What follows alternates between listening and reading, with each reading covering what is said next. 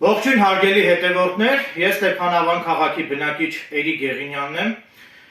Այս տեսանյութում ցանկանում եմ մանրամասն եւ հանգամանորեն խոսել կենթանասեր Հրանտ Դավոյանի կողմից ինձ դատի տալու այդ դատական գործի մանրամասների մասին, ինչպես նաեւ տեսանյութի վերջում կխոսեմ նաեւ ազգային ժողովի կողմից վերջերս ընդունված կենթանիների մասին այդ օրենքի մի շարք խնդրահարույց դրույթների մասին։ Բավականին հետաքրքիր եթեր է լինելու, հատկապես ակնկալում եմ, որ կենթանասերների համար բավականին հետաքրքիր կլինի իմ այս եթերում արծարծվող իմ դիտարկումները, այնպես որ ակնկալում եմ ձեր ուշադրությունը։ Ցանկանում եմ հանրությանը տեղեկացնել, որ Հրանտ Դավոյանը դատարանին պահանջել էր ձեռնարկել հայցի ապահովման միջոցներ եւ իր կողմից ինձնից պահանջված գումարի չափով, այսինքն 1.500.000 դրամի չափով Հրանտ Դավոյանը դատարանից պահանջել էր արգելանք դնել ինձ պատկանող գույքի վրա, մինչդեռ Լոռու մարզի ընդհանուր իրավասության դատարանը ամբողջությամբ մերժել է Հրանտ Դավոյանի այդ հիմնազուրկ չփաստարկված եւ ինքնանպատակ միջնորդությունը։ Նաեւ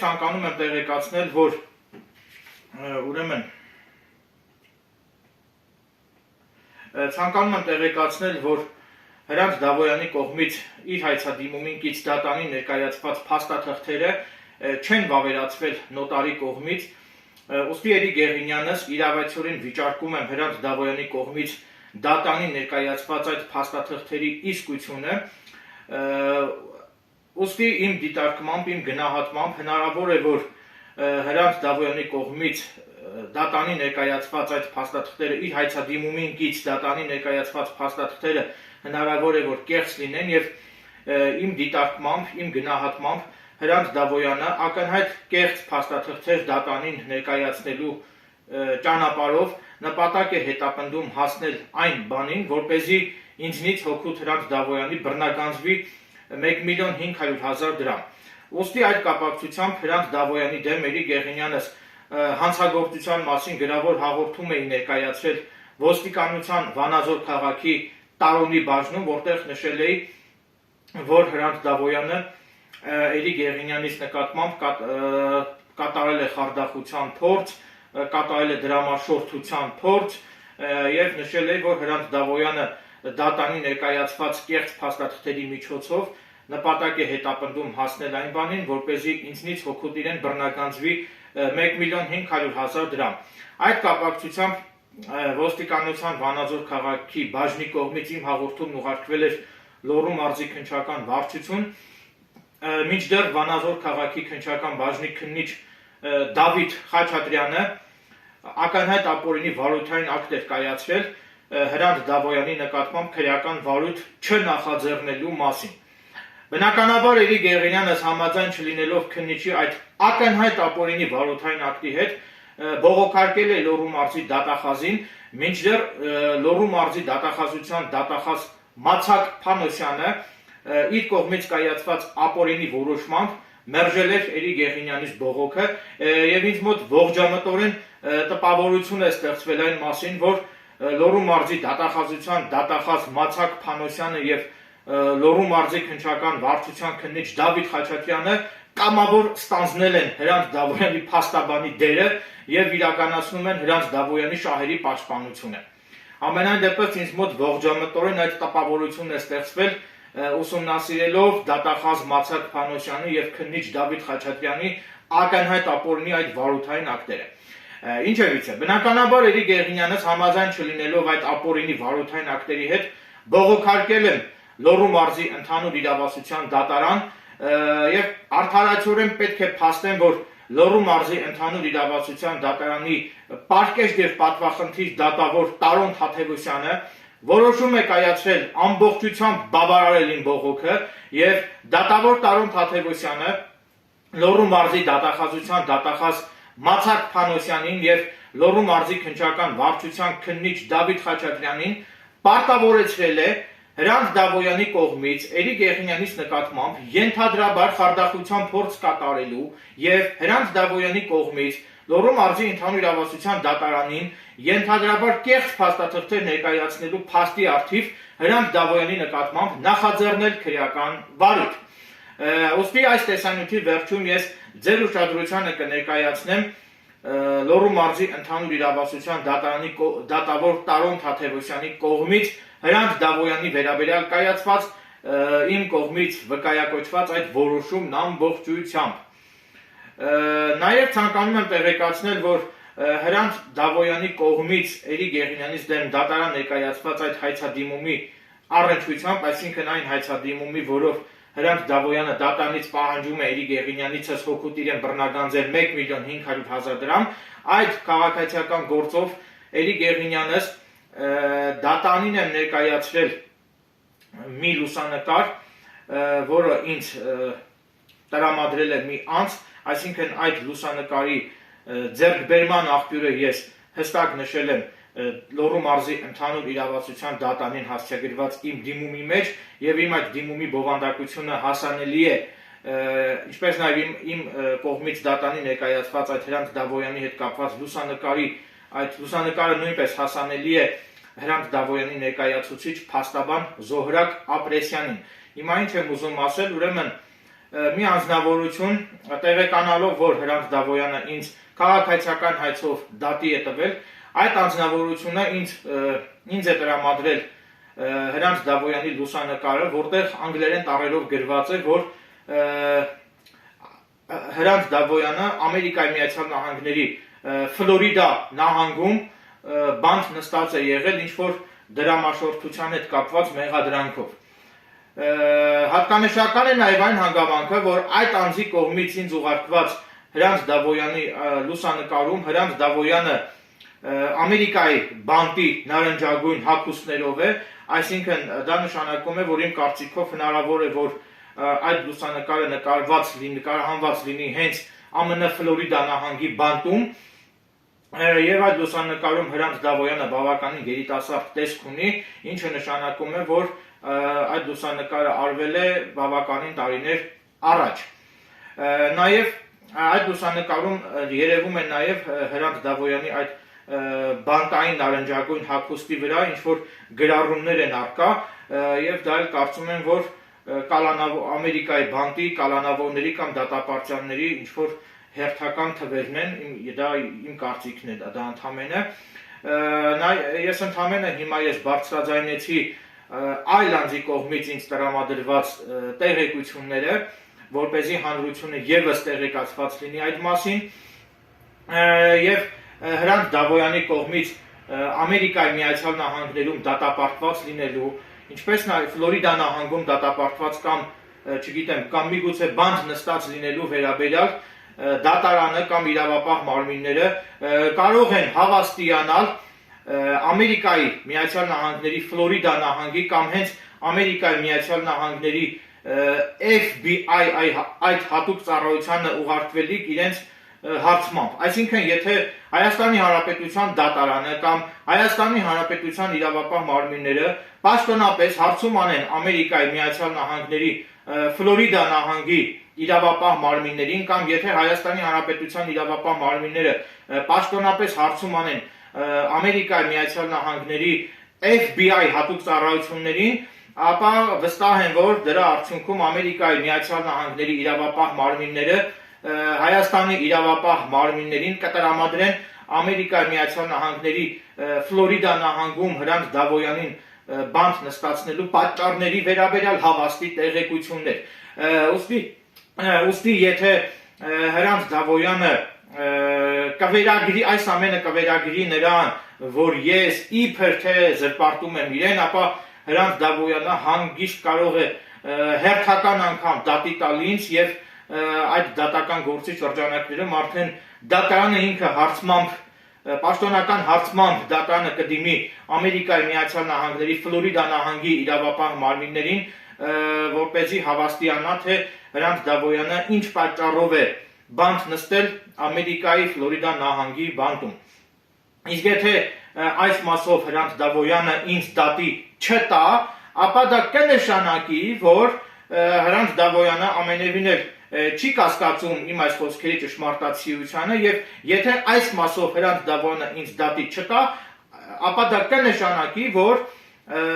այլ անձի կողմից ինձ հայտնած այս տեղեկությունները դրանք համապատասխանում են իրականությանը, կոնկրետ Հրանտ Դավոյանի կողմից Ամերիկայի Միացյալ Նահանգների Ֆլորիդա նահանգում բանտ նստելու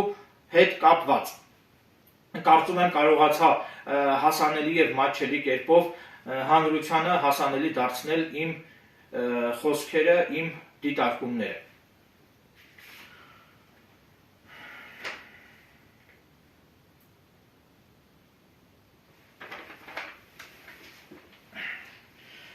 Այժմ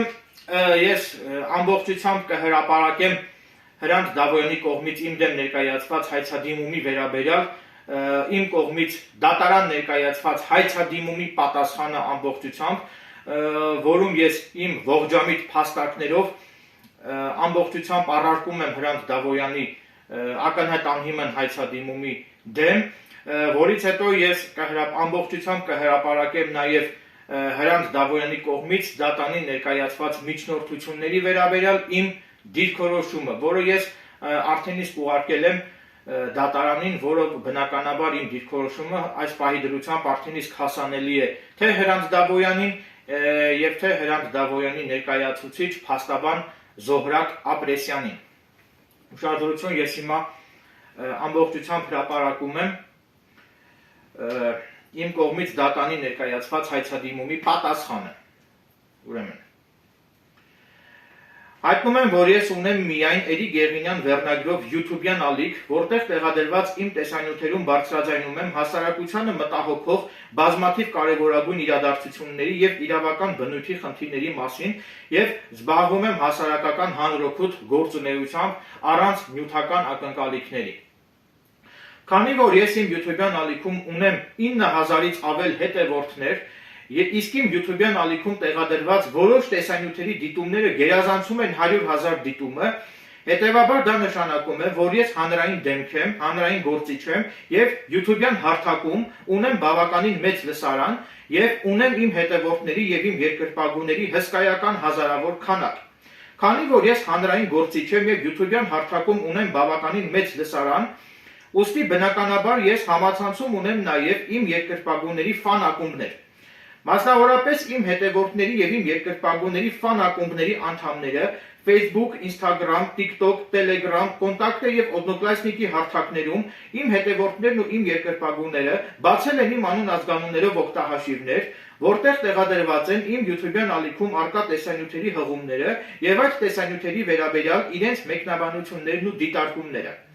Հատկանշական է նաև այն հանգամանքը, որ իմ երկրպագուների ֆան ակումբների կողմից Facebook-յան հարթակում իմ տվյալներով բացված եւ իմ երկրպագուների ֆան ակումբի կողմից օգտագործվող Facebook-յան էջում հայցվոր Հրանտ Դավոյանի հայցադիմումում վկայակոչված Facebook-յան օգտահաշվում 2025 թվականի մայիսի 28-ին Հրանտ Դավոյանի վերաբերյալ հրապարակված որևէ հրապարակում կամ մեկնաբանություն կամ իմ մասնակցությամբ որևէ տեսանյութ արկա չէ։ Հետևաբար չի բացառվում, որ դատարան ներկայացված լինի Հրանտ Դավոյանի վերաբերյալ իբրև թե Էրիկ Գեղինյանից կողմից գրված փաստաթուղթ, որն էլ հենց հայցվոր Հրանտ Դավոյանը դիտարկում է իրեն վերաբերող զրպարտություն եւ գործի քննության ընթացքում կպարզվի հայցվոր Հրանտ Դավոյանի կողմից դատարան ներկայացված վերը նշված փաստաթղթի կեղծ լինել-չլինելու հանգամանքը։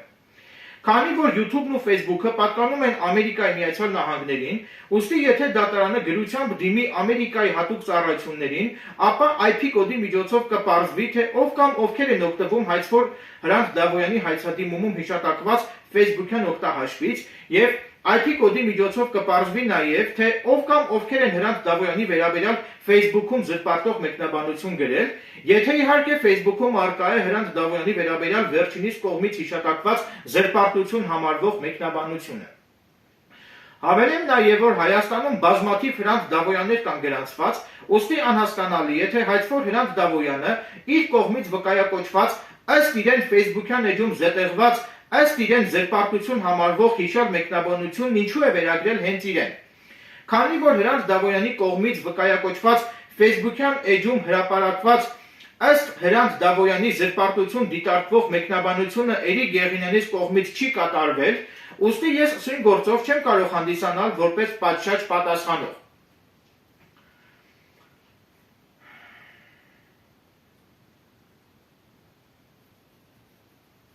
Եթե Հրանտ Դավոյանի հայցադիմումում վկայակոչված Facebook-յան էջում հիշատակված մեկնաբանությունն ու հրապարակումը կբխի իմ կողմից Հրանտ Դավոյանի դեմ իրավապահ մարմիններին նախկինում ներկայացված բողոքների առնչությամբ միջդատական վարույթում արկա փաստական տվյալներից, ապա քաղաքացիական օրենսգրքի 1087 պրիմ 1 հոդվածի 5-րդ մասի համաձայն դրանք չեն կարող համարվել զրպարտություն։ Հատկանշական է նաև այն հանգամանքը, որ նախքան դատարան հայցադիմում ներկայացնելը, հայցվոր Հրանտ Դավոյանը չի դիմել Էրիկ Գեղինյանից հետքում հրապարակելու եւ իր պատասխանը հրապարակելու պահանջով, եւ Հրանտ Դավոյանը խախտելով քաղաքացիական օրենսգրքի 1087 պրիմ 1 հոդվածի 10-րդ մասի պահանջները, նախքան դատարան դիմելը չի փորձել իր ենթադրյալ խախտված իրավունքները վերականգնել արտադատական կարգով։ Հետևաբար Հրանտ Դավոյանը չի կարող օգտվել քաղաքացիական օրենսգրքի 1087 պրիմ 1 հոդվածի 7-րդ եւ 8-րդ կետերով սահմանված պաշտպանության միջոցներից։ Հատկանշական է նաև այն հանգամանքը, որ Վճռաբեկ դատարանը թիվ ԼԴ 0749-0210 քաղաքացիական գործով եւ Սահմանադրական դատարանը 2011 թվականի նոյեմբերի 15-ին կայացված թիվ ՍԴՎ 997 որոշմամբ իրավական դիրքորոշումներ են արտահայտել այն մասին, որ գնահատողական դատողությունները չեն կարող դիտարկվել զրպարտություն։ Այդ կապակցությամբ ցանկանում եմ նշել, որ իմ YouTube-յան ալիքում իմ կողմից հրապարակված տեսանյութերում Հրանտ Դավոյանի գործունեության վերաբերյալ իմ կողմից արծարծվող դիտարկումները դրանք իմ գնահատողական դատողություններն են, որոնք չեն կարող զրպարտություն համարվել։ Ես իմ YouTube-յան ալիքով ապատեղեկատվություն չեմ տարածում եւ հրապարակում եմ միայն հավաստի, ճշգրտված եւ փաստարկված տեղեկատվություն։ Իմ ունեցած հավաստի տեղեկություններով հայցվոր Հրանտ Դավոյանը միջնորդել է արգելանք դնել Էրիկ Գեղինյանից պատկանող գույքի եւ դրամական միջոցների վրա եւ միջնորդել է ձեռնարկել հայցի ապահովման միջոցներ, որը դատարանի կողմից արդեն իսկ մերժվել է։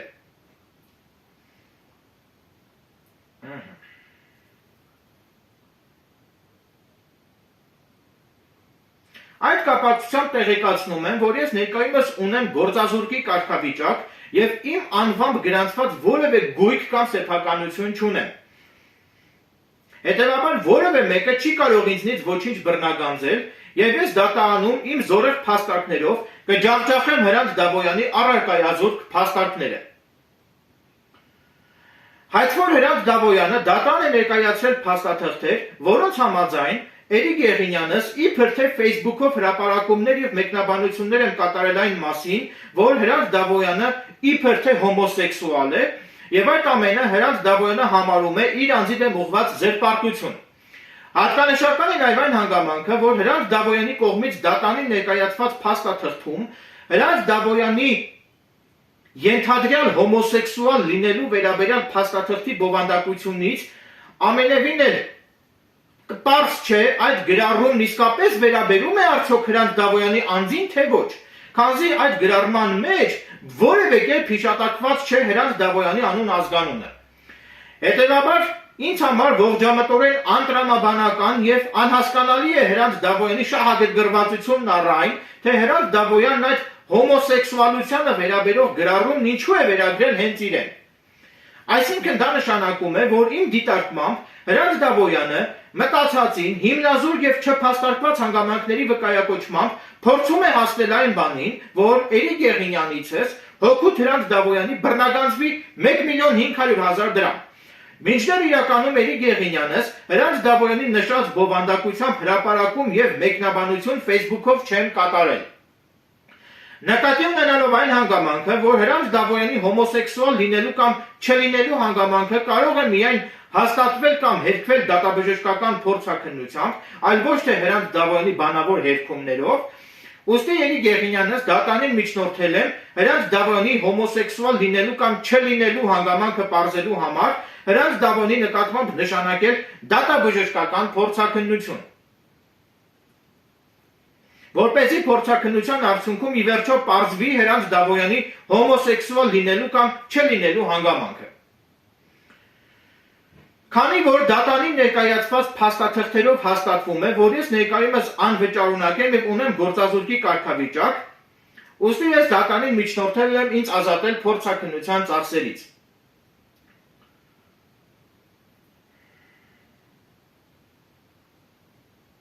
Հատկանշական է նաև այն հանգամանքը, որ քաղաքացիական դատավարության օրենսգրքի 76 հոդվածի համաձայն գործին մասնակցող անձը կարող է հայտարարել գործին մասնակցող այլ անձի ներկայացրած գրավոր ապացույցի ոչ իսկական լինելու մասին։ Գրավոր փաստաթղթի իսկությունը վիճարկելու դեպքում ապացույց ներկայացնողը պետք է ապացուցի դրա իսկական լինելը։ Իսկ նոտարական կարգով վավերացված փաստաթղթի իսկությունը վիճարկող գործին մասնակցող անձը կրում է փաստաթղթի ոչ իսկական լինելն ապացուցելու պարտականությունը։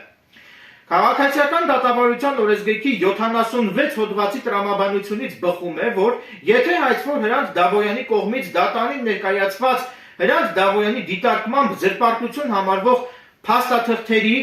իսկությունը նոտարական կարգով վավերացված լիներ, ապա միայն այդ դեպքում Էրիկ Եղինյանս կկրեի այդ վիճարկվող փաստաթղթերի ոչ իսկական լինելն ապացուցելու պարտականությունը։ Մինչդեռ ցույց գործով հայցվոր Հրանտ Դավոյանի կողմից դատարանին ներկայացված Հրանտ Դավոյանի դիտարկմամբ զրպարտություն համարվող փաստաթղթերի իսկությունը չի վավերացվել նոտարական կարգով։ Հետևաբար քաղաքացիական դատավարության օրենսգրքի 76 հոդվածի երկրորդ մասում ամրագրված իրավակարգավորումների տրամաբանությունից բխում է, որ հայցվոր Հրանտ Դավոյանը դատարանում պարտավոր է ապացուցել իր կողմից դատարանին ներկայացված ըստ իրեն զրպարտություն համարվող գրավոր փաստաթղթերի իսկական լինելը, իսկ եթե Հրանտ Դավոյանը դատարանում չկարողանա ապացուցել իր կողմից դատարանին ներկայացված վերը նշված գրավոր փաստաթղթերի իսկությունը, իսկական լինելը, ապա դրանից բխող ողջ իրավական անբարենպաստ բացասական հետևանքները կրելու է հայցվոր Հրանտ Դավոյանը։ Իրավաբանությունը հիմնված է ստույգ փաստերի վրա, այլ ոչ թե հիմնազուր ենթադրությունների վրա։ Ուստի եթե դատարանում կպարզվի, որ Հրանտ Դավոյանը դատարանին է ներկայացրել կեղծ փաստաթղթեր, որպեսզի դրա արդյունքում ինձնից հոգուտ Հրանտ Դավոյանի բռնագանձվի 1.500.000 դրամ, ապա դա կնշանակի, որ սա դրամաշորթության դասական օրինակ է, եւ ես այդ մասին բողոք կներկայացնեմ ազգային անվտանգության ծառայություն։ Դատարանին տեղեկացնում են, որ Հրանտ Դավոյանի կողմից դատարան ներկայացված միայն հակակոռուպցիոն կոմիտեի գրության իսկությունը Էրիկ Եղինյանս չեմ վիճարկում, իսկ հակակոռուպցիոն կոմիտեի գրության ներքո ըստ Հրանտ Դավոյանի այդ գրության ներքո կատարված մեկնաբանությունների եւ հրապարակումների հետ Էրիկ Եղինյանս որևէ առնչություն չունեն։ Դատարանին տեղեկացնում են, որ Էրիկ Եղինյանս Հրանտ Դավոյանի կազմակերպության գործունեության հետ կապված նախկինում բողոք եմ հասցեագրել ազգային անվտանգության ծառայություն եւ ազգային անվտանգության ծառայությունից իմ բողոքն ուղարկվել էր հակակոռուպցիոն կոմիտե։ Այդ կապակցությամբ հակակոռուպցիոն կոմիտեից ինձ է հասցեագրվել գրություն եւ ես հակակոռուպցիոն կոմիտեի կողմից ինձ հասցեագրված հիշյալ գրության միայն առաջին էջը նախկինում հրապարակել եմ իմ YouTube-յան ալիքում առանց այդ գրության ներքո որևէ մեկնաբանություն գրելու։ Եվ Հրանտ Դավոյանը կամ վերջինիս կողմնակիցները իմ YouTube-յան ալիքից հավանաբար տպել են հակակոռուպցիոն կոմիտեի կողմից ինձ հասցեագրված այդ գրության առաջին էջը, սակայն հետագայում YouTube-ի ալգորիթմը իմ YouTube-յան ալիքից ջնջել է հակակոռուպցիոն կոմիտեից ինձ ուղարկված այդ գրության առաջին էջը։ Քանի որ ազգային անվտանգության ծառայության եւ հակակոռուպցիոն կոմիտեի կողմից ձեռնարկվող օպերատիվ հետախուզական միջոցառումները գաղտնի են, այդ իսկ պատճառով ես չեմ կարող դատարանում բացահայտել Հրանտ Դավոյանի կազմակերպության գործունեության վերաբերյալ իմ կողմից ազգային անվտանգության ծառայություն ներկայացված բողոքի բովանդակությունը, ինչպես նաև չեմ կարող դատարանին տրամադրել հակակոռուպցիոն կոմիտեի կողմից ինձ հասցեագրված խնդրու առարկա գրության ամբողջական տարբերակը։ Էրիկ Եղինյանս դատարանին հաստատապես հավաստիացնում են, որ իմ կողմից Հրանտ Դավոյանի կազմակերպության գործունեության վերաբերյալ ազգային անվտանգության ծառայություն հասցեագրված բողոքի կապակցությամբ, թե ազգային անվտանգության ծառայությունում եւ թե հակակոռուպցիոն կոմիտեում իմ նկատմամբ սուտ մատնության հանցակազմով քրեական վարույթ չի նախաձեռնվել, որը նշանակում է, որ Հրանտ Դավոյանի կազմակերպության գործունեության վերաբերյալ իմ կողմից ազգային անվտանգության ծառայություն ներկայացված բողոքի բովանդակությունը համապատասխանում է իրականությանը։ Հրանտ Դավոյանի կազմակերպության գործունեության վերաբերյալ իմ կողմից ազգային անվտանգության ծառայություն ներկայացված բողոքի կապակցությամբ ազգային անվտանգության ծառայությունում եւ հակակոռուպցիոն կոմիտեում սուտ մատնության հանցակազմով իմ նկատմամբ քրեական վարույթ չնախաձեռնելու մասին դատարանը կարող է հավաստիանալ ԱԱԾ եւ հակակոռուպցիոն կոմիտե հասցեագրվելիք իր հարցմամբ։ Այդ որ Հրանտ Դավոյանի հայցադիմումում վկայակոչված հակակոռուպցիոն կոմիտեի կողմից ինձ հասցեագրված գրության մեջ հիշատակված մեկնաբանություններն ու տեղեկությունները բխում են իմ կողմից Հրանտ Դավոյանի կազմակերպության վերաբերյալ նախկինում ազգային անվտանգության ծառայություն ներկայացված բողոքի առնչությամբ միջդատական վարույթում առկա փաստական տվյալներից։ Հետևաբար քաղաքացիական օրենսգրքի 1087 պրիմ 1 հոդվածի 5-րդ մասի համաձայն դրանք չեն կարող համարվել զրպարտություն։ Հատկանշական է նաև այն հանգամանքը, որ նախքան դատարան հայցադիմում ներկայացնելը հայցվոր Հրանտ Դավոյանը չի դիմել Էրիկ Եղինյանից հետքում հրապարակելու եւ իր պատասխանը հրապարակելու պահանջով։ Այնուամենայնիվ, եթե Հրանտ Դավոյանը իմ YouTube-յան ալիքում տեղադրված տեսանյութերում եւ իմ այս հայցադիմումի պատասխանում արծարծվող հանգամանքների վերաբերյալ կցանկանա իմ YouTube-յան ալիքով հնչեցնել իր տեսակետը, իր դիտարկումներն ու իր դիրքորոշումը, ապա Էրիկ Եղինյանս պատրաստակամություն եմ հայտնում Հրանտ Դավոյանին իմ YouTube-յան ալիքում տրամադրել անվճար հարթակ, մասնավորապես ես պատրաստ եմ Հրանտ Դավոյանից Ստեփանավան քաղաքում հարցազրույց վերցնել եւ առանց Հրանտ Դավոյանի խոսքերը մոնտաժելու եւ առանց նրա խոսքը կոնտեքստից կտրելու, ես պատրաստ եմ Հրանտ Դավոյանի պատասխանը ամբողջությամբ անվճար եթեր հեռարձակել իմ YouTube-յան ալիքով։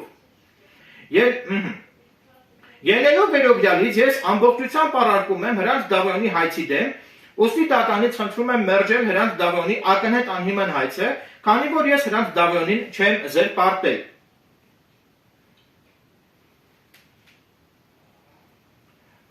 Սրանով ավարտեցի իմ հայցադիմումի պատասխանը, ուրեմն նաև ցանկանում եմ հանրությանը տեղեկացնել, որ Հրանտ Դավոյանի ներկայացուցիչ փաստաբան Զոհրաբ Ապրեսյանը դատարանին է ներկայացրել բազմաթիվ միջնորդություններ, ուրեմն որոնցից մեկով Հրանտ Դավոյանը դատարանից պահանջում է որպես վկա հարցաքննելու համար դատարան հրավիրել կենդանասերներ նախկինում Ստեփանավան քաղաքում բնակված Մարիամ Ջիլավյանին եւ Երևան քաղաքում բնակվող Նատալի Քրմոյանին, ինչպես նաեւ Հրանտ Դավոյանը դատարանին ներկայացված իր միջնորդությամբ դատարանից պահանջել է, որպեսզի դատարանը ինքը օնլայն տարբերակով դիմի Facebook-ին պատկանող այդ մետա արհեստական բանականությանը այդ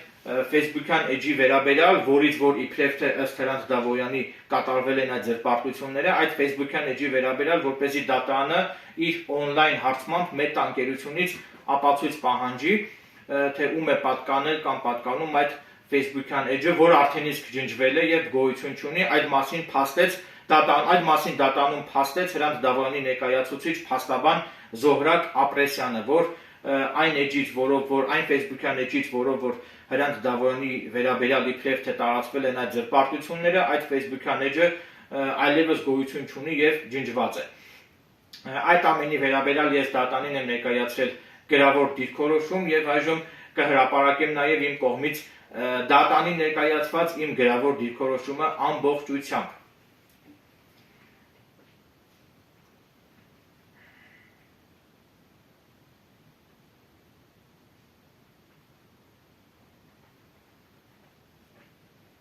Փիսիկը անսպասելի եկավ ինձ մոտ, փիսոյի չի, սա էլ իմ փիսիկն է, իհարկե այս եթերի վերջում ես կխոսեմ նաև ազգային ժողովի կողմից վերջերս ընդունված կենդանիների մասին այդ օրենքում պարունակվող մի շարք խնդրահարույց դրույթների մասին, նաև կխոսեմ այն մասին, թե այդ կենդանասերները ինչու են միայն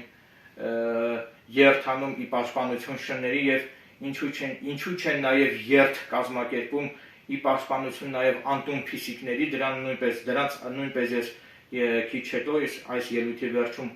հանգամանորեն կանդրադառնամ։ Փիսո ջան, փիսո։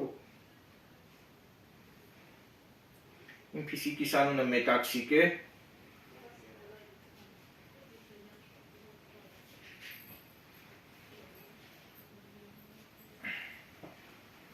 Տեսեք,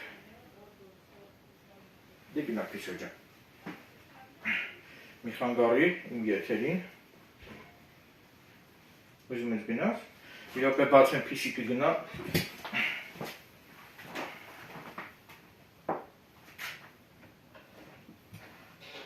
գնա Փիշո,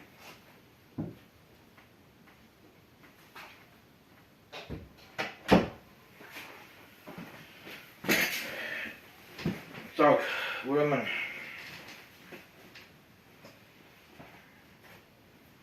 հիմա արդեն ինչպես արդեն նշեցի,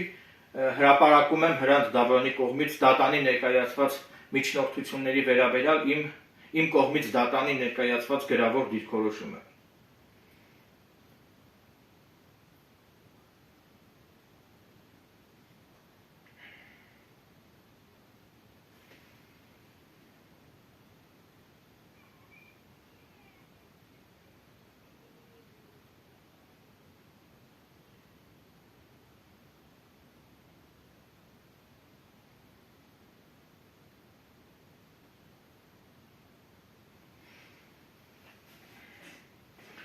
Ուրեմն, հարգելի դատարան, եթե նույնիսկ հիպոթետիկ կերպով պայմանականորեն ընդունենք, որ Facebook-ում առկա է եղել Էրիկ Գեղինյան շախմատիստ վերնագրով Facebook-յան էջ, ապա սույն գործում չկա գեթ մեկ արժանահավատ ապացույց այն մասին, որ անձամբ Էրիկ Իգորի Եղինյանս եմ 2025 թվականի մայիսի 28-ին Էրիկ Եղինյան շախմատիստ վերնագրով Facebook-յան էջից Հրանտ Դավոյանի վերաբերյալ կատարել հայցադիմումում վկայակոչված հրապարակումներն ու մեկնաբանությունները։ Հիպոթետիկ կերպով ենթադրենք Էրիկ Եղինյանս ունեցել է Էրիկ Եղինյան շախմատիստ վերնագրով Facebook-յան էջ։ Բայց շատ հնարավոր է, որ այդ նույն վերնագրով այլ անձը նույնպես Facebook-ում բացած լինի օգտահաշիվներ, հետևաբար չկա որևէ արժանահավատ ապացույց այն մասին, որ Էրիկ Եղինյան շախմատիստ վերնագրով Facebook-յան էջից Հրանտ Դավոյանի վերաբերյալ տարածված այդ ենթադրյալ զրպարտություններն իբր թե ես եմ տարածել։ Այն սուբյեկտը, որը ենթադրաբար զրպարտությունն արել է, հայտնի չէ, եւ Facebook-յան էջի վերնագրի նմանությունը բավարար ապացույց չէ։ Էրիկ Եղինյան շախմատիստ վերնագրով Facebook-յան էջ միաժամանակ կարող են ունենալ մի քանի անձինք։ Եվ Facebook-յան էջի միայն այդ նույն վերնագիրը բավարար չէ անձին նույնականացնելու համար։ Միայն Facebook-յան էջի վերնագրի նմանությունը բավարար ապացույց չէ, որպեսզի փաստվի, որ այդ էջից ենթադրյալ հրապարակումներն իբր թե Էրիկ Եղինյանս են կատարել։ Չի բացառվում, որ Facebook-ում Էրիկ Եղինյանից անունով կամ նույն անվանումով այլ օգտահաշիվներ նույնպես կարող են գոյություն ունենալ, որոնց հետ անձամբ ես որևէ առնչություն չունեմ։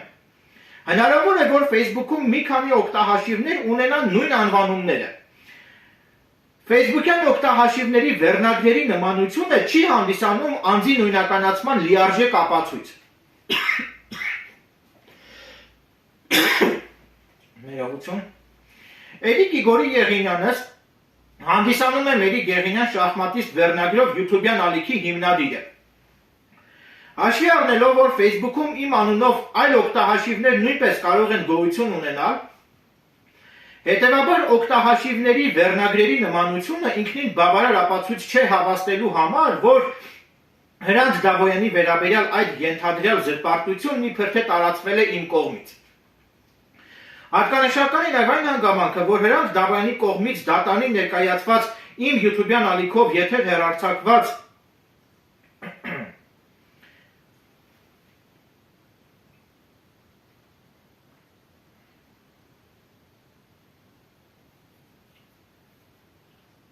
ներողություն։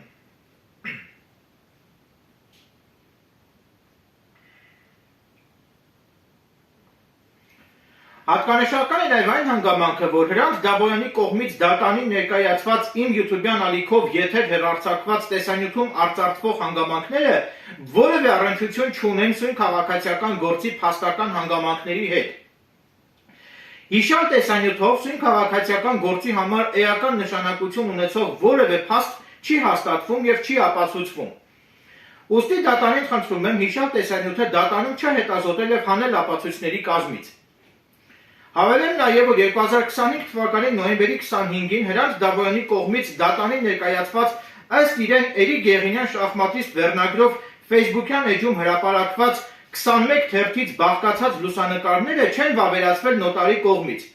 Հետևաբար ես իրավացիորեն վիճարկում եմ Հրանտ Դավոյանի կողմից 2025 թվականի նոյեմբերի 25-ին դատարան ներկայացված 21 թերթից բաղկացած այդ լուսանկարների իսկությունը։ Նշեմ նաև, որ Հրանտ Դավոյանի կողմից 2025 թվականի նոյեմբերի 25-ին դատարան ներկայացված 21 թերթից բաղկացած նոտարի կողմից չվավերացված այդ գրառումներն անձամբ Էրիկ Իգորի Եղինյանս Facebook-յան էջում չեմ տեղադրել եւ դրանց հետ անձամբ ես որևէ առնչություն չունեմ։ Հատկանշական է նաև այն հանգամանքը, որ Հրանտ Դավոյանի կողմից 2025 թվականի նոյեմբերի 25-ին դատարան ներկայացված 21 թերթից բաղկացած նոտարի կողմից չվավերացված այդ գրառումներում եւ լուսանկարներում արտացոլված հանգամանքները որևէ առնչություն չունեն սույն քաղաքացիական գործի փաստական հանգամանքների հետ։ Ասեմ ավելին, Հրանտ Դավոյանի կողմից 2025 թվականի նոյեմբերի 25-ին դատարան ներկայացված տեսանյութն ու 21 թերթից բաղկացած լուսանկարները բովանդակային առումով էականորեն տարբերվում են միմյանցից եւ միմյանց հետ որևէ կերպ չեն առնչվում։ Քաղաքացիական դատավարության օրենսգրքի 83 հոդվածի 2-րդ մասի համաձայն լուսանկարները, ձայնագրություններն ու տեսագրությունները թույլատրելու վերաբերյալ միջնորդություն ներկայացնելիս միջնորդություն ներկայացնող անձը պարտավոր է նշել, երբ, որտեղ, ում կողմից, ինչպես եւ ինչ պայմաններում են արվել այդ լուսանկարներն ու տեսագրությունները։ Այդ փաստերը չբացահայտելու կամ դրանց վերաբերյալ իրականությանը չհամապատասխանող տեղեկություններ ներկայացնելու դեպքում լուսանկարներն ու տեսագրությունները չեն հետազոտվում եւ հանվում են ապացույցների կազմից։ Վերը վկայակոչված լուսանկարներով եւ տեսագրությամբ սույն քաղաքացիական գործի համար էական նշանակություն ունեցող որևէ փաստ չի հաստատվում եւ չի ապացուցվում։ Ուստի դատարանին խնդրում եմ նոտարի կողմից չվավերացված 21 թերթից բաղկացած հիշյալ լուսանկարներն ու տեսանյութը դատարանում չհետազոտել եւ հանել ապացույցների կազմից։ Նկատի ունենալով այն հանգամանքը, որ Հրանտ Դավոյանի կողմից 2025 թվականի նոյեմբերի 25-ին դատարան ներկայացված 21 թերթից բաղկացած նոտարի կողմից չվավերացված այդ գրառումներն ու լուսանկարներն անձամբ ես Facebook-ում չեմ տեղադրել եւ դրանց հետ որևէ առնչություն չունեմ եւ առհասարակ ես Հրանտ Դավոյանի վերաբերյալ Facebook-ում չեմ կատարել հայցադիմումում նշված հրապարակումները, ինչպես նաև նկատի ունենալով այն, որ Հրանտ Դավոյանի կողմից 2025 թվականի նոյեմբերի 25-ին դատարան ներկայացված տեսանյութն ու 21 թերթից բաղկացած լուսանկարները բովանդակային առումով էականորեն տարբերվում են միմյանցից եւ միմյանց հետ որևէ կերպ չեն առնչվում, հետեւաբար անտրամաբանական եւ իմաստազուրկ է, որ դատարանը չարդարացված ռեսուրսներ վատնի եւ հեղինակաբանական փորձաքննություն նշանակի։ Ելնելով վերոգրյալից եւ առաջնորդվելով իմ կողմից վկայակոչված փաստարկված դիտարկումներով, դատարանից խնդրում եմ մերժել հեղինակաբանական փորձաքննություն նշանակելու Հրանտ Դավոյանի առարկայազուրկ, ինքնանպատակ եւ չփաստարկված միջնորդությունը։ Պարզաբանման կարգով հավելեմ նաև, որ եթե Հրանտ Դավոյանը գտնում է, որ ըստ իրեն սույն գործով հեղինակաբանական փորձաքննությունը կարևոր է, ապա նման պարագայում Հրանտ Դավոյանը կարող է հենց ինքը դիմել որևէ լիցենզավորված փորձագիտական կազմակերպությանը, որպեսզի Հրանտ Դավոյանի ֆինանսական միջոցների հաշվին կատարվի այդ հեղինակաբանական փորձաքննությունը եւ փորձաքննության եզրակացությունը ներկայացվի դատարան։ Էրիկ Եղինյանս, լինելով շրջահայաց, դիտողունակ եւ խորաթափանց անձնավորություն, բնականաբար եւ շատ լավ հասկանում եմ, որ սույն գործով իմ կողմից դատարանում ցուցմունք տալը ամենևին էլ չի բխում Հրանտ Դավոյանի շահերից։ Մասնավորապես 2025 թվականի նոյեմբերի 25-ին կայացած դատական նիստի ժամանակ հայցվորի ներկայացուցիչ Զոհրաբ Ապրեսյանը փորձեց հոգեբանական ճնշում գործադրել իմ նկատմամբ, հայտարարելով, որ սուտ ցուցմունք տալու համար ես կենթարկվեմ քրեական պատասխանատվության։ Իր այդ սխալ հաշվարկված քայլով Զոհրաբ Ապրեսյանը նպատակ էր հետապնդում հասնել այն բանին, որ քրեական պատասխանատվության ենթարկվելու վախի ազդեցության տակ Էրիկ Եղինյանս հենց ինքս զերծ մնամ դատարանում ցուցմունք տալուց, որպեսզի հետագայում Զոհրաբ Ապրեսյանն ու դատարանը հիմքեր ունենան իմ ցուցմունք չտալը օգտագործել հենց իմ դեմ։ Սակայն ի հեճուկս Զոհրաբ Ապրեսյանի ես ցանկանում եմ սույն գործով վկայի կարգավիճակով ցուցմունք տալ դատարանում մի քանի ժամ տևողությամբ։ Դատարանը կամ Զոհրաբ Ապրեսյանը որևէ իրավասություն եւ լիազորություն չունեն իմ փոխարեն որոշել, թե ես սույն գործով կոնկրետ երբ պիտի ցուցմունք տամ դատարանում։ Սույն գործով իմ կողմից դատարանում ցուցմունք տալու ժամանակահատվածը որոշում եմ միայն ես ինքս, քանի որ օրենքով ես իրավունք ունեմ դատաքննության ցանկացած փուլում ցուցմունք տալ։ Իմ մշակած դատավարական մարտավարությունից ելնելով, ես նպատակահարմար չեմ գտնում նախնական դատական նիստերի ժամանակ ցուցմունք տալ։ Ես ցանկանում եմ դատարանում սույն գործով որպես վկա պարտադիր ցուցմունք տալ միայն գործի դատաքննության փուլում, վկաների կողմից ցուցմունք տալուց, այսինքն վկաներ Մարիամ Ջիլավյանի եւ Նատալի Քրմոյանի կողմից ցուցմունք տալուց եւ հայցվորի միջնորդությունների վերջնական ընթացքը դատանի կողմից լուծվելուց հետո միայն։ Բնականաբար ես որևէ մտավախություն չունեմ եւ իմ կողմից դատարանում ցուցմունք տալուց հետո, եթե Հրանտ Դավոյանն ու Զոհրաբ Ապրեսյանը գտնեն, որ ես ըստ իրենց իբր թե սուտ ցուցմունք եմ տվել, ապա վերջիններս հանգիստ կարող են քրեական օրենսգրքի 504 հոդվածով իմ դեմ հաղորդում ներկայացնել դատախազություն, ես որևէ մտավախություն չունեմ եւ պատրաստ եմ հակազդել իմ դեմ ուղղված բոլոր ծուղակներին։ Դատարանին տեղեկացնում եմ, որ ես բազմիցս Viber հավելվածի միջոցով շփվել եմ Հրանտ Դավոյանի կողմից դատարան հրավիրված Մարիամ Ջիլավյանի հետ եւ կենդանիների իրավունքների պաշտպանության հետ կապված հարցերով ես բազմիցս իմ ձայնային հաղորդագրություններով Viber հավելվածի միջոցով պատասխանել եմ Մարիամ Ջիլավյանի կողմից Viber-ով ինձ գրված նամակներին։ 2025 թվականի ապրիլի 19-ին ես Ստեփանավան քաղաքի քննչական բաժնի մոտակայքում նկատեցի, որ Հրանտ Դավոյանի կազմակերպության աշխատակից Հովհաննես Թորոսյանը դաժան վերաբերմունք է ցուցաբերում Անտուն Շան նկատմամբ։ Այդ ժամանակ ես անմիջապես տեսանկարահանեցի այդ ամենը եւ տեղադրեցի իմ YouTube-յան ալիքում։ Քանի որ իմ YouTube-յան ալիքում նշված են իմ հեռախոսահամարները, ուստի անձամբ Հրանտ Դավոյանը 2025 թվականի ապրիլի 19-ին հիմա հեռախոսահամարը չհրապարակեմ, այսինչ հեռախոսահամարից ուղիղ կապով զանգահարեց իմ հեռախոսահամարին եւ ինձ ասաց, որ ըստ իրեն նույնիսկ Ամերիկայում են Անտոն Շներին ստերջացնելու նպատակով նման երկաթյա օղապարանով բռնում։ Սակայն ես Հրանտ Դավոյանին ասացի, որ իր կազմակերպության աշխատակից Հովհաննես Թորոսյանի կողմից Անտոն Շան հանդեպ դրսևորված դաժան վերաբերմունքի վերաբերյալ ես բողոքելու եմ ոստիկանություն։ Դրանից հետո 2025 թվականի ապրիլի 19-ին Մարիամ Ջիլավյանը հեռախոսահամարը չհրապարակեմ, այսինչ հեռախոսահամարից ուղիղ կապով զանգահարեց իմ հեռախոսահամարին եւ փորձում էր ինձ հավատացնել, որ նման եղանակով Անտոն Շներին բռնելը դա ընդունված ձև է եւ փորձում էր ինձ համոզել, որ ես այդ մասին չբողոքեմ եւ Հրանտ Դավոյանի ու Մարիամ Ջիլավյանի կողմից ինձ զանգահարելու փաստը հստակ արձանագրված է հեռախոսացանցի վերծանումներում։ Սակայն ես Մարիամ Ջիլավյանին ասացի, որ Անտոն Շան հանդեպ դրսևորված դաժան վերաբերմունքի վերաբերյալ ես բողոքելու եմ ոստիկանությունում։ Դրանից հետո Մարիամ Ջիլավյանը, տեսնելով, որ ես անդրդվելի եմ, զայրացած ինձ ասաց հետևյալ խոսքերը. մեջբերում եմ. Էրիկ, դու կենդանասեր չես, ստերջացումը բխում է շունիկների բազմացումը կանխելուց։ Հրանտի դեմ բողոք գրելով դու ոչինչի չես հասնի, որից հետո Մարիամ Ջիլավյանը անջատեց հեռախոսը։ Իմ եւ Մարիամ Ջիլավյանի միջև տեղի ունեցած հիշյալ հեռախոսազրույցով հաստատվում է, որ Մարիամ Ջիլավյանը Հրանտ Դավոյանի հետ գտնվում է բավականին մտերիմ հարաբերությունների մեջ եւ Մարիամ Ջիլավյանը հանդիսանում է Հրանտ Դավոյանի կողմնակիցներից։ Հետևաբար իմ գնահատմամբ Մարիամ Ջիլավյանը միգուցե հենց Հրանտ Դավոյանի ուղղորդմամբ դատարանում կտա Հրանտ Դավոյանի օգտին ցուցմունք։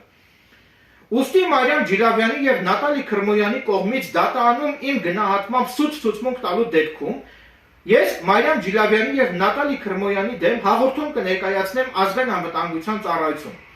Իսկ Մարիամ Ջիլավյանի կողմից դատարանում որպես վկա ցուցմունք տալուց հետո, ըստ անհրաժեշտության եւ ըստ նպատակահարմարության, ես դատարանին կներկայացնեմ 2025 թվականի ապրիլի 19-ին Մարիամ Ջիլավյանի կողմից ինձ զանգահարելու ժամանակ մեր միջև տեղի ունեցած հեռախոսազրույցի իմ կողմից գաղտնի կատարված ձայնագրությունը եւ այդ ձայնագրությամբ կփաստվի, որ Մարիամ Ջիլավյանն ու Հրանտ Դավոյանը միմյանց հետ իսկապես գտնվում են մտերիմ հարաբերությունների մեջ։ Հետևաբար Մարիամ Ջիլավյանի ցուցմունքը արժանահավատության տեսանկյունից խիստ խնդրահարույց է լինելու եւ չի կարող արժանահավատ դիտարկվել։ Հավելեմ նաև, որ Վճռաբեկ դատարանը Վահիկ Մխիթարյանի վերաբերյալ թիվ ԼԴ 0002-0118 գործով 2019 թվականի ապրիլի 11-ին կայացված նախադեպային որոշմամբ իրավական դիրքորոշում է արտահայտել այն մասին, որ քաղաքացու կողմից գաղտնի կատարված ձայնագրություններն ունեն ապացուցողական նշանակություն։ Հետևաբար մեր հեռախոսազրույցի ժամանակ իմ կողմից Մարիամ Ջիլավյանին գաղտնի ձայնագրելը կարող է ունենալ ապացուցողական նշանակություն։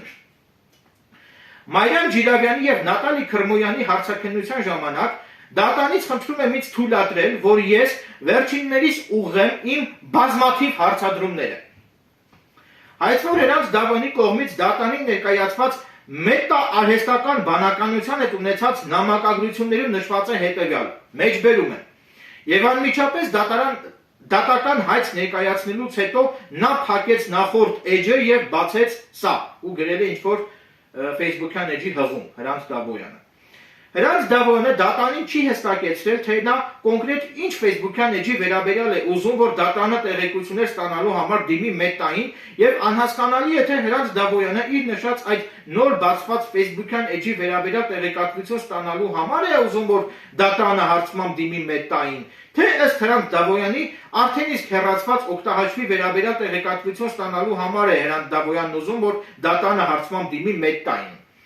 Հրանտ Դավոյանի եւ մետա-արհեստական բանականության հետ ունեցած նամակագրության վերաբերյալ Հրանտ Դավոյանի կողմից դատարանին ներկայացված փաստաթղթերով ամենևին էլ չի հաստատվում, որ Հրանտ Դավոյանի վկայակոչած սա նրա հեռացված հաշիվն է վերտառության ներքո զետեղված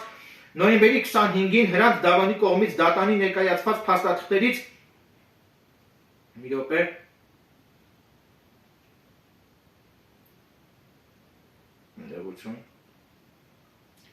Հրանտ Դավոյանի եւ մետա-արհեստական բանականության հետ ունեցած նամակագրության վերաբերյալ Հրանտ Դավոյանի կողմից դատարանին ներկայացված փաստաթղթերով ամենևին էլ չի հաստատվում, որ Հրանտ Դավոյանի վկայակոչած սա նրա հեռացված հաշիվն է վերտառության ներքո զետեղված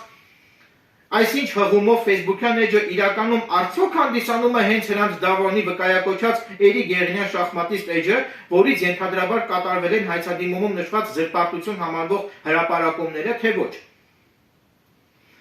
2025 թվականի նոյեմբերի 25-ին Հրանտ Դավոյանի կողմից դատարան ներկայացված փաստաթղթերից ընդամենը երևում է, որ նոտարը վավերացրել է Հրանտ Դավոյանի կողմից մետա-արհեստական բանականության հետ ունեցած նամակագրության հայերեն լեզվով թարգմանությունը։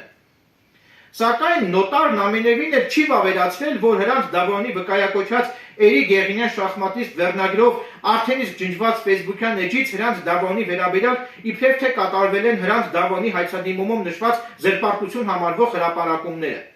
Եթե մինչև դատարան հայցադիմում ներկայացնելը Հրանտ Դավոյանը նախապես դիմաց լիներ նոտարին եւ եթե իր հայցադիմումին կից Հրանտ Դավոյանը դատարանին ներկայացներ նոտարի կողմից վավերացված փաստաթղթեր այն մասին, որ Հրանտ Դավոյանի կողմից նշված այսինչ հղումով Էրիկ Գեղինյան շախմատիստ վերնագրով հեռացված Facebook-յան էջի օգտահաշվից Հրանտ Դավոյանի վերաբերյալ տարածվել են հայցադիմումում նշված զրպարտություն համարվող հրապարակումները,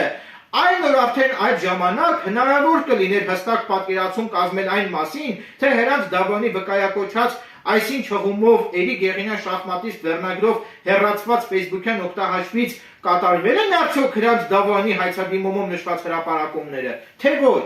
Մի քիչ բարձ ստացվեց, բայց որ մի քանի անգամ լսեք իմ այս նախադասությունը, կընկալեք իմաստը։ Մինչդեռ Հրանտ Դավոյանն իր խոսքերը հիմնավորող նոտարի կողմից վավերացված որևէ փաստաթուղթ իր հայցադիմումին կից դատարանին չի ներկայացրել։ Նկատի ունենալով այն հանգամանքը, որ Հրանտ Դավոյանի կողմից դատարան ներկայացված նոտարի կողմից չվավերացված փաստաթղթերով ամենևին էլ չի հաստատվում, որ Հրանտ Դավոյանի վկայակոչած այսինչ հղումով ենթադրաբար Էրիկ Գեղինյան շախմատիստ վերնագրով հեռացված Facebook-յան օգտահաշվից իբրև թե կատարվել են Հրանտ Դավոյանի հայցադիմումում նշված բովանդակությամբ զրպարտություն համարվող հրապարակումները, հետևաբար անտրամաբանական եւ իմաստազուրկ է, որ դատարանը հարցմամբ դիմի մետա-արհեստական բանականությանը, գործով որևէ արժանահավատ փաստարկով չպարզված ինչ-որ անհայտ ծագման ինչ-որ հղումով արդեն իսկ ջնջված Facebook-յան օգտահաշվի վերաբերյալ տեղեկություններ ստանալու համար։ Ամփոփելով իմ ողջամիտ դիտարկումներն ու իրավական վերլուծությունները, հավելեմ նաև, որ արհեստական բանականության կողմից տրված տվյալները քաղաքացիական դատավարությունում չեն կարող որպես ապացույց օգտագործվել։ Ապացույցի տեսակները հստակ թվարկված են քաղաքացիական դատավարության օրենսգրքի 67 հոդվածում, մինչդեռ արհեստական բանականության կողմից տրամադրված տվյալները չեն կարող դիտարկվել որպես արժանահավատ ապացույցներ։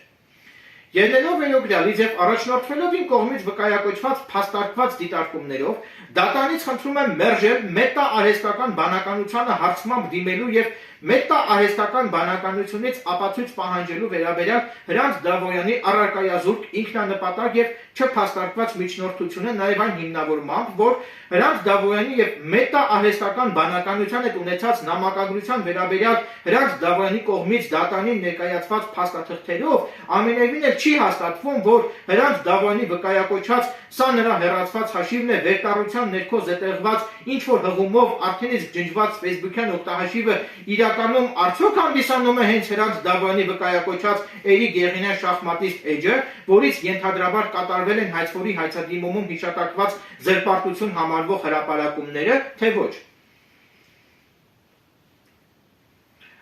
Նաև ցանկանում եմ հանրությանը տեղեկացնել, որ դատարանը Հրանտ Դավոյանի այդ միջնորդությունը մասնակի բավարարեց, այսինքն կոնկրետ դատարանի կողմից մետա արհեստական բանականությունը դիմելու մասով դատարանը մերժեց Հրանտ Դավոյանի միջնորդությունը եւ դատարանը որոշեց պաշտոնական նամակով գրավոր հարցում անել Ամերիկայի Միացյալ Նահանգների Կալիֆոռնիա նահանգում տեղակայված հենց Facebook ընկերությանը, որպեսզի Facebook ընկերությունը դատարանին պաշտոնապես տեղեկատվություն տրամադրի արդեն իսկ ջնջված Էրիկ Եղինյան շախմատիստ վերնագրով այդ Facebook-յան էջի վերաբերյալ։ Եվ դատարանը իրավացիորեն որոշեց, որ հարցումը չպետք է անել Հրանտ Դավոյանի կողմից դատարանին տրամադրված ինչ որ անհայտ ծագման արդեն իսկ ջնջված Facebook-յան էջի հղումով, այսինքն ինչ որ հղում էր դատարանը, ինչ որ հղում էր Հրանտ Դավոյանը դատարանին տրամադրել, որտեղ Հրանտ Դավոյանը նշել էր, որ այդ հղումը, այդ հղման ներքո նախկինում գտնված այդ Facebook-յան էջը ըստ Հրանտ Դավոյանի իբրև թե հանդիսացել է հենց Էրիկ Եղինյան շախմատիստ վերնագրով այդ Facebook-յան էջը, որը արդեն իսկ ջնջվել է եւ որից իբրև թե ըստ Հրանտ Դավոյանի կատարվել են այդ զրպարտչական արտահայտությունները։ Այսինքն դատարանը իրավացիորեն որոշեց Facebook-ին իր կողմից ուղարկվող հարցման մեջ ամենևին էր Facebook-ից ապացույց չպահանջել Հրանտ Դավոյանի կողմից դատարանին տրամադրված այդ անհայտ ծագման արդեն իսկ ջնջված Facebook-յան էջի հղումի վերաբերյալ։ Ինչ որ էջ էր տրամադրել HTTPS, չգիտեմ ինչ, տենց երկար բառ է, հիմա չթվարկեմ։ Այլ դատարանը ընդամենը որոշեց պաշտոնապես հարցում անել Facebook-ին, Ամերիկայում գտնվող Facebook ընկերությանը պաշտոնապես հարցում անել, որպեսզի դատարանը տեղեկատվություն տրամադրի Էրիկ Եղինյան շախմատիստ վերնագրով արդեն իսկ ջնջված Facebook-յան էջի վերաբերյալ։ Նորից եմ կրկնում, Էրիկ Եղինյան շախմատիստ վերնագրով Facebook-յան էջեր Facebook-ում կարող են բազմաթիվ այդպիսի վերնագրով էջեր լինել, չի բացառվում, որ ներկայումս նույնպես հնարավոր է Facebook-ում նման վերնագրով, այդ նույն վերնագրով էջեր լինեն բացված, հետևաբար այստեղ արդեն իրավական թնջուկ է առաջանալու եւ հետաքրքիր է դատարանը կամ Հրանտ Դավոյանը ինչպես են իմանալու, թե այդ բազմաթիվ Facebook-յան էջերից կոնկրետ որ մեկն է այն Facebook-յան էջը, որից ենթադրաբար իբրև թե կատարվել են Հրանտ Դավոյանի վերաբերյալ այդ զրպարտություն համարվող տեղեկությունները։ Նաև կարծում եմ, որ ես օրինակ նույն քրեական վարույթներով, եթե քննիչները պաշտոնապես դիմում են Facebook-յան ընկերությանը, իմ ունեցած հավաստի տեղեկություններով Facebook-ը Հայաստանի իրավապահ մարմինների նամակներին հիմնականում նույնիսկ չի էլ պատասխանում, նաև դատարաններից ուղարկված նամակներին Facebook-ը չի էլ պատասխանում, եթե չկա ծանր կամ առանձնապես ծանր հանցագործության դեպք, կամ եթե չկա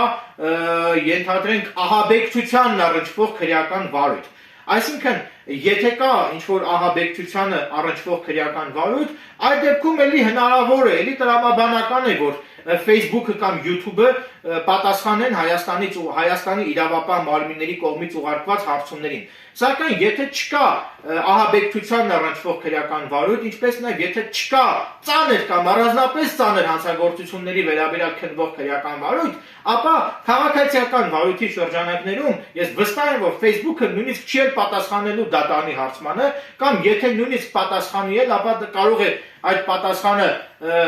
դատարան ու Facebook-ից Հայաստանի դատարանին ուղարկվել, չգիտեմ, միգուցե 1 տարի հետո, եւ վստահ եմ, որ գործի համար էական նշանակություն ունեցող որևէ էական փաստական տվյալներ չեն էլ կարող պարզվել, քանի որ Հրանտ Դավոյանի ներկայացուցիչ Զոհրաբ Ապրեսյանը ինքը դատարանում փաստեց, որ այդ Facebook-յան էջը, որից իբրև թե կատարվել են այդ զրպարտություն համարվող տեղեկությունները, այդ Facebook-յան էջը արդեն իսկ ջնջվել է եւ ներկայումս այլևս գոյություն չունի։ Այժմ ինչպես արդեն խոստացել էի, մի փոքր խոսեմ ազգային ժողովի կողմից վերջերս ընդունված կենդանիների մասին այդ օրենքում պարունակվող մի շարք խնդրահարույց դրույթների վերաբերյալ եւ եթերի վերջում, ինչպես արդեն խոստացել էի, ձեր ուշադրությանը կներկայացնեմ, կցուցադրեմ Հրանտ Դավոյանի վերաբերյալ դատարանի կողմից կայացված որոշումը եւ ինչպես արդեն փաստեցի, դատարանը որոշում է կայացրել ամբողջությամբ բավարարելին բողոքը եւ դատարանը Լոռու մարզի դատախազությանն ու Լոռու մարզի քննչական վարչությանը պարտավորեցրել է Հրանտ Դավոյանի կողմից Էրիկ Եղինյանից նկատմամբ ենթադրաբար խարդախության փորձ կատարելու եւ Հրանտ Դավոյանի կողմից ենթադրաբար դատարանի կեղծ փաստաթղթեր ներկայացնելու փաստի առթիվ Հրանտ Դավոյանի նկատմամբ նախաձեռնել քրեական վարույթ։ Հիմա մի փոքր խոսեմ այդ խնդրահարույց օրենքի հետ կապված կենդանիների մասին։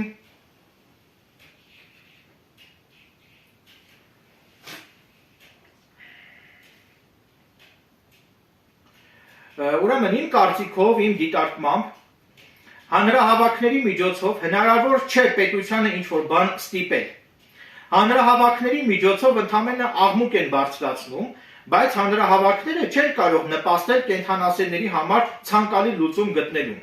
Եվ ինչ շատ հետաքրքիր է, հանրահավաքի ժամանակ ինչու էր միայն բարձրաձայնվում շների իրավունքների պաշտպանության անհրաժեշտության մասին, եւ դրան զուգահեռ ինչու չէր բարձրաձայնվում նաեւ անտուն փիսիկների իրավունքների պաշտպանության անհրաժեշտության մասին։ Չէ՞ որ այդ օրենքը ընդունվել է կենդանիների մասին, այլ ոչ թե շների մասին։ Կենդանիների մեջ մտնում են նաեւ փիսիկները, կատուները, մինչդեռ կենդանասերները։ Երևանում վերջերս կազմակերպված այդ հանրահավաքի ժամանակ բարձրացնում էին միայն ու միայն շների իրավունքների պաշտպանության հարցը։ Եթե դուք ձեզ համարում եք կենդանասեր, այդ դեպքում ինձ մոտ ողջամտորեն հարց է առաջանում, թե ինչու չէիք ձեր հանրահավաքի ժամանակ բարձրացնում նաև անտուն փիսիկների իրավունքների պաշտպանության հարցը։ Եվ այստեղ ես քողարկված միտում եմ տեսնում, որովհետև հիմա կոնկրետ անուններ չթվարկեմ, սակայն բնականաբար ինչ քաչ հայտնի են, թե ովքեր են այն անբարեխիղճ կենդանասերները, ովքեր որ շների անվան տակ բավականին մեծ գումարներ են աշխատում եւ հիմա այս ազգային ժողովի կողմից վերջերս ընդունված այս օրենքը խփել է բազմաթիվ անբարեխիղճ կենդանասերների բիզնեսին, դրա համար էլ այսպես շատ ու շատ անբարեխիղճ կենդանասերներ կարելի ասել ոտի են կանգնել։ Իհարկե այդ հանրահավաքին մասնակցող կենդանասերների մեջ կային նաեւ բազմաթիվ բարեխիղճ կենդանասերներ նույնպես, պետք է արդարացորեն դրա մասին նույնպես փաստեմ, սակայն նաև նկատեցի, որ այդ հանրահավաքի մասնակիցների մեջ կային նաև այնպիսի անձինք, ովքեր որ հենց կենդանիների հաշվին բավականին մեծ գումարներ են աշխատում եւ կարծում եմ, որ այդպիսի անբարեխիղճ կենդանասերներով, ովքեր որ կենդանիների հաշվին փողեր են, մեծ փողեր են աշխատում, պետք է զբաղվի ազգային անվտանգության ծառայությունը։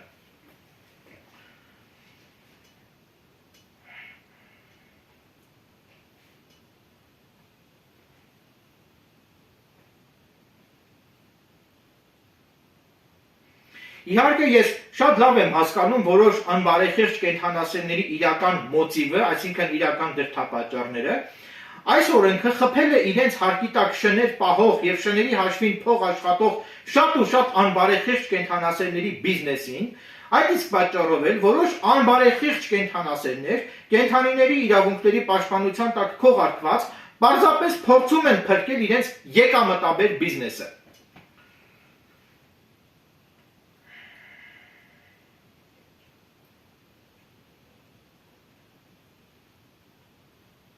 Իմ կարծիքով կենդանասերների հանրահավաքները օգուտ չեն տա եւ ինքնանպատակ բնույթ են կրելու, որովհետեւ պետությունը երբեք օրենքում փոփոխություններ չի կատարելու։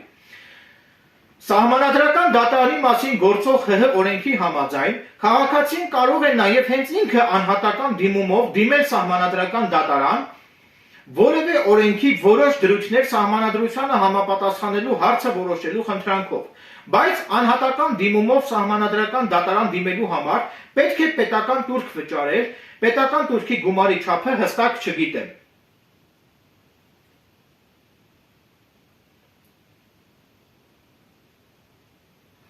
Այսինքն անհրաժեշտ է ոչ թե կենդանիների մասին ընդունված այդ օրենքը ամբողջությամբ հակասահմանադրական ճանաչել, ոչ, այլ անհրաժեշտ է կենդանիների մասին ընդունված այդ օրենքի որոշ խնդրահարույց դրույթները հակասահմանադրական ճանաչել։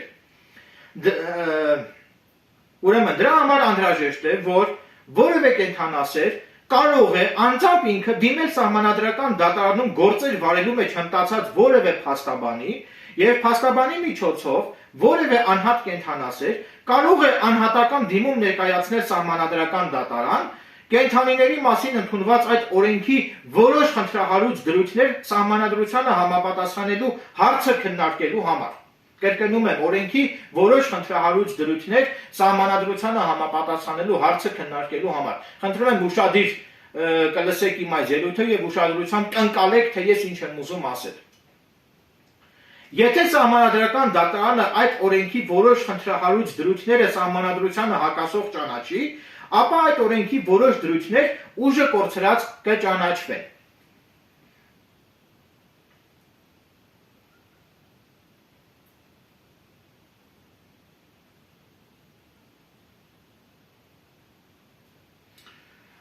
Այժմ ինչպես արդեն խոստացել էի, ամփոփելով իմ այս եթերը, ամփոփելով իմ ողջամիտ դիտարկումները, ձեզ եմ ներկայացնում, ձեր ուշադրությանն եմ ներկայացնում, այսինքն ամբողջությամբ ցուցադրում եմ իմ բողոքի վերաբերյալ Լոռու մարզի ընդհանուր իրավասության դատարանի կողմից Հրանտ Դավոյանի նկատմամբ քրեական վարույթ նախաձեռնելուն Լոռու մարզի դատախազությանը պարտավորեցնելու վերաբերյալ դատարանի կողմից կայացված որոշումը։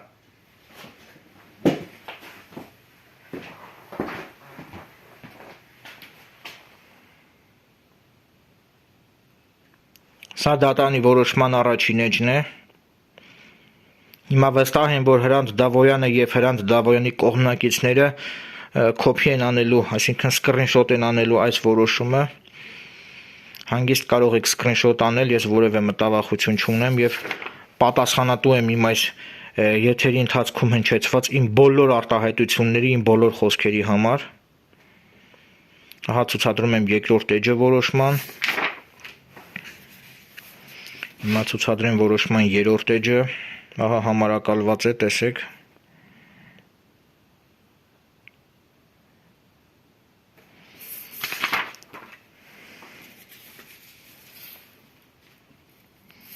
Ցուցադրում եմ որոշման չորրորդ էջը։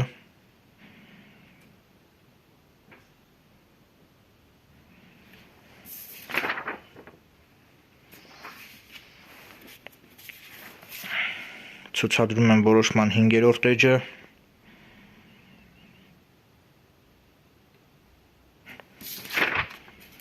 Վեցերորդ էջը։ Դիտավորյալ երկար եմ պահում որոշման վրա, որպեսզի դուք հասցնեք կոպի անել որոշումը։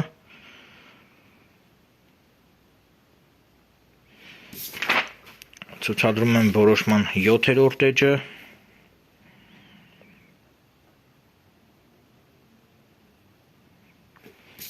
Ցուցադրում եմ որոշման 8-րդ էջը, որում առկա է դատարանի կնիքը։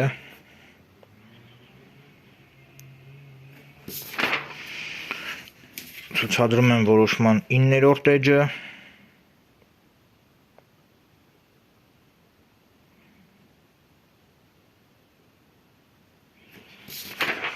ցուցադրում եմ որոշման 10-րդ էջը,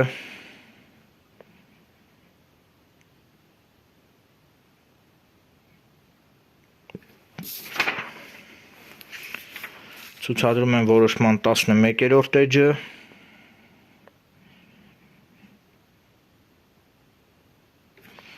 ցուցադրում եմ որոշման 12-րդ էջը,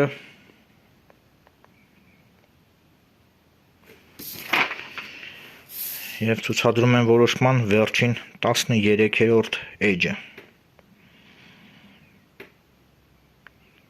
Կեցցե Լոռու մարզի ընդհանուր իրավասության դատարանի պարկեշտ և պատվախնդիր դատավոր Տարոն Թաթևոսյանը արդարացի դատական ակտ կայացնելու և Լոռու մարզի դատախազությանը հակադրվելու համար։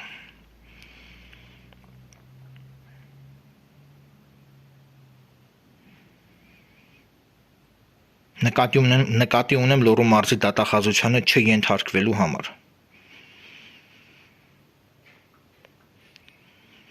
Այսքանը, շնորհակալություն ուշադրության համար։